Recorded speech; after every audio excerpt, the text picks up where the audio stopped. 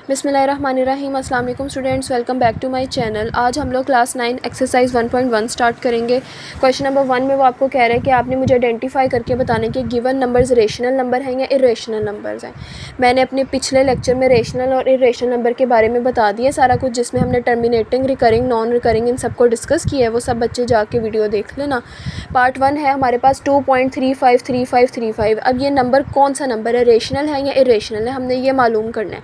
तो आप सब बच्चों ने डेसिमल नंबर के बाद वाले डिजिट्स देखने हैं। अगर तो डेसिमल नंबर के बाद वाले डिजिट्स आपके पास फिनाइट होंगे तो वो आपके पास टर्मिनेटिंग डेसिमल नंबर होता है। और टर्मिनेटिंग डेसिमल नंबर आपके पास कौन सा नंबर होता है, रेशनल नंबर होता है। तो हमारे पास 2.353535 एक रेशनल नंबर है, ठीक है।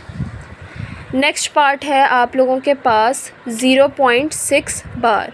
अब 0.6 बार का मतलब क्या होता है कि जिस नंबर के ऊपर बार आ जाए उसका क्या मतलब होता है कि वो नंबर रिपीटेड पैटर्न के अंदर बार बार इन्फिनाइट तौर पर आपके पास आ रहा है। तो इसको हम इस तरह लिख लेंगे 0.6666 एंड सो ऑन, यानी कि ये नंबर रिपीटेड पैटर्न में चलता जा रहा है, स्टॉप नहीं हो रहा। तो ये आपके पास कौन सा नंबर है, रेशनल नंबर है। क्यों रेशनल नंबर है, क्योंकि गिवन नंबर आपके पास एक रिकरिंग डेसिमल नंबर है। जब रिकरिंग डेसिमल नंबर कौन सा नंबर होता है, रेशनल नंबर होता है। तो 0.6 बार हमारे पास एक रेशनल नंबर है। नेक्स्ट पार्ट 3 है हमारे पास 2.236067 एंड सो ऑन। अब ये कौन सा नंबर है, रेशनल है या इरेशनल है। डेसिमल नंबर के बाद वाले डिजिट्स देखने हैं। डेसिमल नंबर पहली कंडीशन तो ये है कि ये आपके नंबर इन्फिनाइट तौर पर चल रहा है, ठीक है। दूसरी बात ये है कि इसके पास अंदर आपके रिपीटेड नंबर्स नहीं आ रहे। तो जब रिपीटेड नंबर्स ना आए और आपका नंबर इन्फिनाइट तौर पर भी चल रहा हो तो वो नंबर कौन सा होता है, आपके पास नॉन रिकरिंग डेसिमल नंबर होता है। और नॉन रिकरिंग डेसिमल नंबर आपके पास एक इरेशनल नंबर होता है। तो 2.236067 एंड सो ऑन आपके पास एक इरेशनल नंबर है।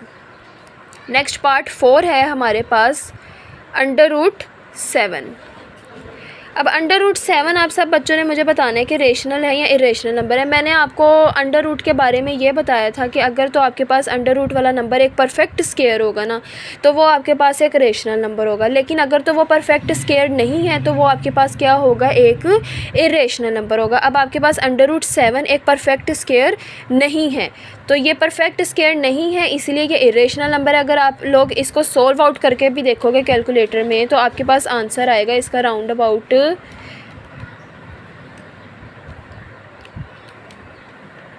2.64575, ठीक है। तो ये आपके पास एक नॉन रिकरिंग डेसिमल नंबर है। तो जब नॉन रिकरिंग डेसिमल नंबर आ जाए तो वो आपके पास एक इरेशनल नंबर है। तो √7 आपका इरेशनल नंबर है। नेक्स्ट पार्ट 5 है हमारे पास ई। अब ई क्या है, ई एक टर्म है जो कि आप लोग इस चैप्टर के अंदर यूज़ करोगे और ये आपकी बुक के अंदर इस ई की वैल्यू उन्होंने गिवन दी हुई है, ठीक है। ई की वैल्यू क्या है, 2.7182818 एंड सो ऑन, यानी कि ये नंबर इन्फिनाइट तौर पर चलता जा रहा है, कहीं पर भी स्टॉप नहीं हो रहा। तो क्या है हमारे पास, ये इरेशनल नंबर है या रेशनल नंबर है, ये आप सब बच्चों ने मेरे बताने से पहले ही अपने माइंड में सोच लेना है। ये हमारे पास एक इरेशनल नंबर है। क्यों है इरेशनल नंबर, क्योंकि डेसिमल नंबर के बाद आपके पास इन्फिनाइट तौर पर चल रहे हैं और जो नंबर्स हैं वो रिपीटेड पैटर्न में नहीं हैं। ये नॉन रिकरिंग डेसिमल नंबर है। नॉन रिकरिंग आपके पास एक इरेशनल नंबर होता है। नेक्स्ट पार्ट है हमारे पास पाई।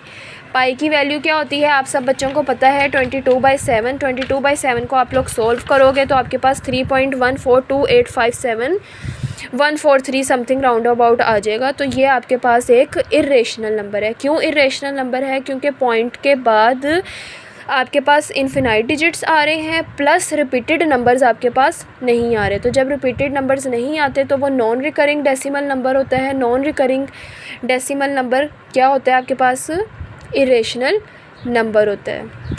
तो पाई आपके पास इरेशनल नंबर है। नेक्स्ट पार्ट है हमारे पास 5 + √11। अब आपके पास जब भी इसी तरह का कोई क्वेश्चन आ जाए कि एक अंडर रूट वाली वैल्यू और वो अंडर रूट वाली वैल्यू किसी भी नंबर के साथ सोल्व आउट हो रही हो, प्लस हो रही हो, माइनस हो रही हो, तो आपने कैसे बताना है कि वो रेशनल नंबर है या इरेशनल नंबर है। उसके लिए आपने सबसे पहले अंडर रूट वाली वैल्यू को देखना है कि क्या वो एक परफेक्ट स्क्वायर है या नहीं है। अगर तो वो परफेक्ट स्क्वायर नहीं होगा तो वो आपके पास एक इरेशनल नंबर है। लेकिन अगर तो अंडर रूट वाली वैल्यू परफेक्ट स्क्वायर होगी तो वो आपके पास एक रेशनल नंबर आ जाएगा। लेकिन अभी आपके पास क्या क्वेश्चन दिया हुआ है, उसने 5 + √11, तो 5 √11 आपके पास एक परफेक्ट स्क्वायर नहीं है, तो इसीलिए ये सारी टर्म आपके पास इर्रेशनल नंबर होगी। तो 5 + √11 आपके पास एक इर्रेशनल नंबर है। अगर आप लोग √11 को सोल्व भी करोगे तो आपके पास एक नॉन रिकरिंग डेसिमल नंबर आएगा, और नॉन रिकरिंग डेसिमल को जब आप सोल्व करोगे तो वो एक इर्रेशनल नंबर ही बनेगा आपके पास। नेक्स्ट पार्ट है हमारे पास √3 + √13। अब आप देखो इसके अंदर दो अंडर की वैल्यूज़ हैं और वो दोनों ही परफेक्ट स्क्वायर नहीं है। √3 भी परफेक्ट स्क्वायर नहीं है और √13 भी परफेक्ट स्क्वायर नहीं है। तो जब भी परफेक्ट स्क्वायर नहीं होते तो वो कौन से नंबर होते हैं आपके पास, इर्रेशनल नंबर होते हैं, क्योंकि जब आप इस अंडर की वैल्यू को ओपन भी करोगे तो वो आपके पास एक नॉन रिकरिंग डेसिमल नंबर बनाएगा, तो जो कि आपके पास इर्रेशनल नंबर होता है। नेक्स्ट पार्ट है हमारे पास 15/4। 15/4 को आप लोग सोल्व करोगे कैलकुलेटर के अंदर तो आप लोगों के पास क्या आंसर आएगा,